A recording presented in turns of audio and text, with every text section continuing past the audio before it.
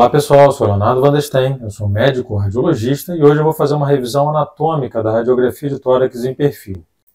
Vamos começar então com a avaliação da aorta e do coração. Como vocês podem ver aqui, a aorta ela tem um segmento ascendente, o arco aórtico é quando faz essa curva e depois o seu segmento descendente. Passando para a avaliação cardíaca, logo aqui na face anterior do coração nós temos o ventrículo direito, que tem uma íntima relação aqui com o externo, e na face posterior do coração nós dividimos no terço superior, que corresponde ao átrio esquerdo, e nos 2 terços inferiores, que corresponde ao ventrículo esquerdo.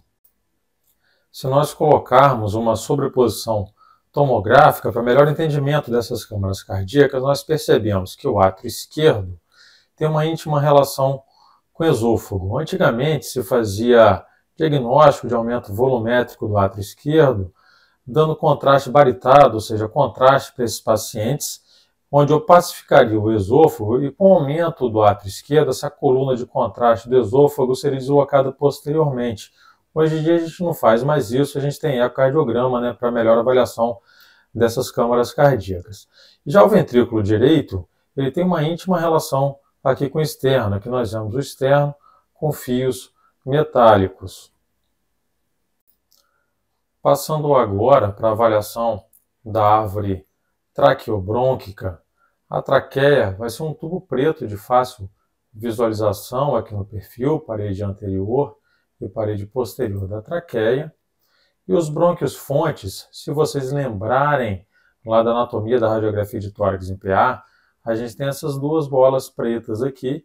Se vocês lembrarem da anatomia do PA, vocês vão lembrar que o brônquio fonte direito ele é mais horizontalizado e mais superior em relação ao brônquio fonte esquerdo. O brônquio fonte esquerdo ele é mais obliquado. É por isso que no perfil o brônquio fonte direito aparece como um círculo, uma circunferência perfeita praticamente. Já o brônquio fonte esquerdo ele fica mais alongado, porque ele sai e ele desce. Então no perfil a gente vê o brônquio fonte esquerdo ele mais obliquado em relação ao brônquio fonte direito. Passando então para a avaliação dos hilos pulmonares, nós podemos lembrar que os hilos eles correspondem às estruturas vasculares, as artérias pulmonares e as veias pulmonares. A projeção do hilo direito ele fica na frente das estruturas brônquicas. Já a projeção do hilo esquerdo, o hilo pulmonar esquerdo, ele fica posterior aqui às estruturas brônquicas. Fica fácil de decorar, porque é anterior, o hilo direito ele é anterior, então fica próximo aqui ao ventrículo direito. Então nós temos D de ventrículo direito com D de hilo direito.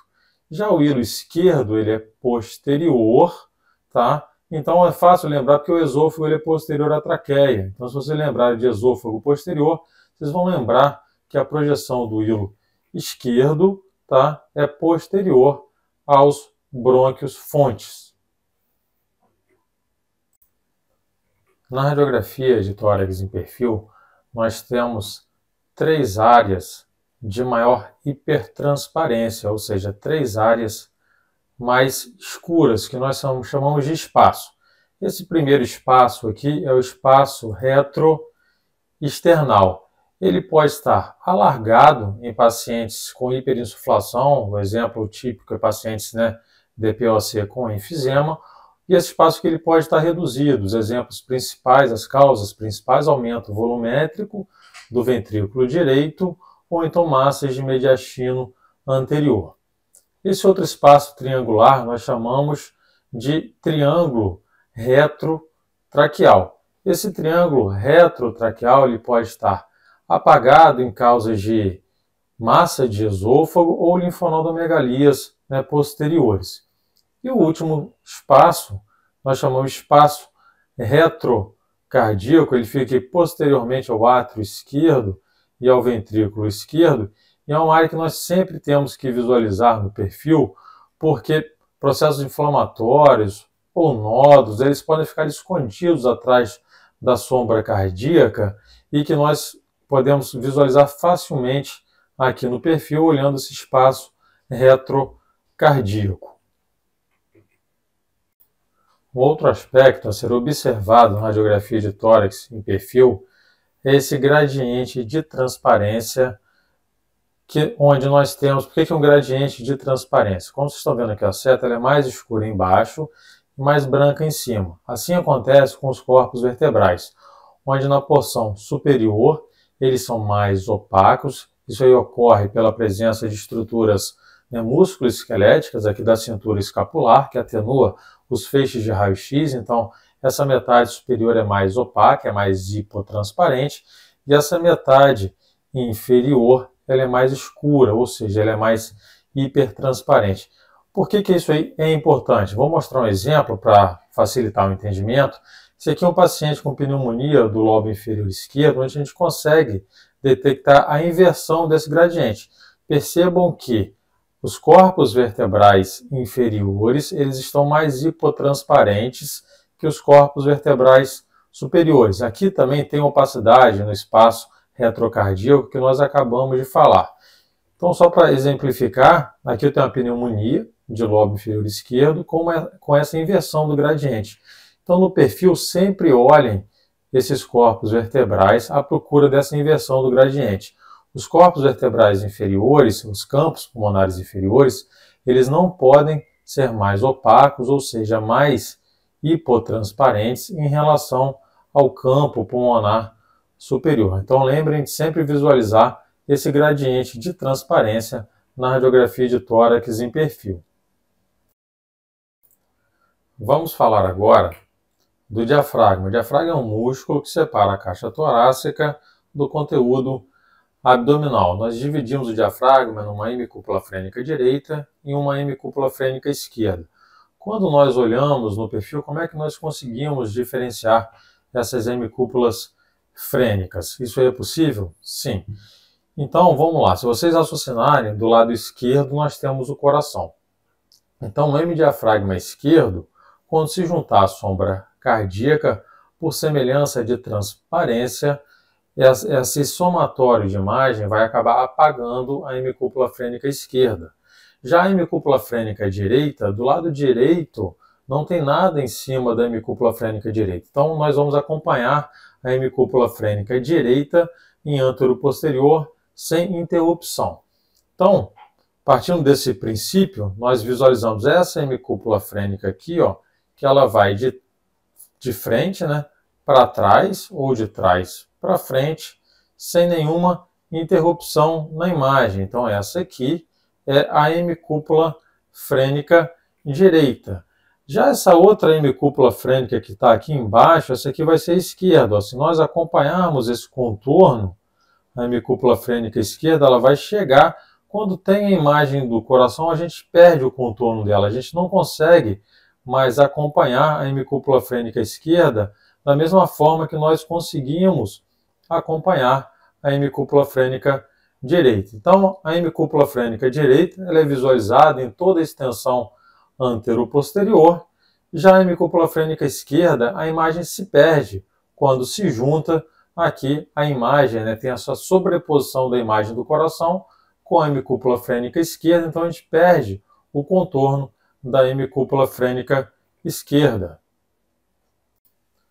E quando nós temos a união do diafragma com as costelas aqui posteriormente, nós temos os recessos costofrênicos posteriores. Se vocês lembrarem do PA, nós temos os recessos costofrênicos laterais, direito e esquerdo, e aqui os recessos costofrênicos posteriores, direito e esquerdo, eles estão praticamente sobrepostos, de modo que eles têm que ser também pontiagudos, assim como os recessos costofrênicos laterais, e uma obliteração, aqui uma perda de profundidade, é um dos sinais mais incipientes de derrame pleural.